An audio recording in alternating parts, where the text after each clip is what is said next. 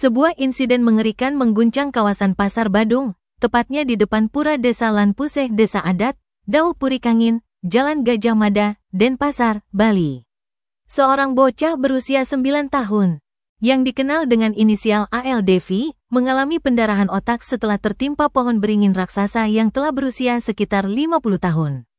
Peristiwa tragis ini terjadi saat suasana pasar tengah ramai. Menurut Jromangku Suprapta, warga setempat yang sedang bersiap sembahyang bersama puluhan sekehe tari di Pura Desa Lanpuseh Desa Adat Denpasar, terdengar suara keras seperti tabrakan kendaraan. Setelah diperiksa, ternyata suara itu berasal dari pohon beringin yang tumbang dan menimpa beberapa kendaraan serta bocah malang tersebut. ALDV, seorang pelajar kelas 3 SD, segera dilarikan ke RS Wangaya dalam kondisi kritis.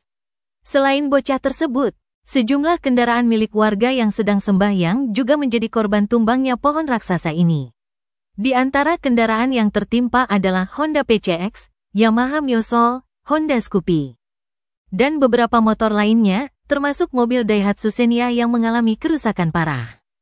Tim DLHK Denpasar yang dipimpin oleh Ketut Arnawa bergerak cepat ke lokasi kejadian dengan membawa 3 gergaji mesin dan 2 mobil tangga DKP untuk mengevakuasi pohon tumbang yang menghalangi jalan. Penyebab tumbangnya pohon tersebut diduga karena beberapa akarnya yang sudah rapuh akibat usia tua.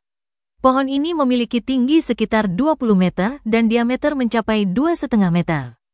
Hingga berita ini diturunkan, Kasih Humas Polresta Denpasar AKPI Ketut Sukadi belum bisa dikonfirmasi terkait perkembangan lebih lanjut dari kejadian ini.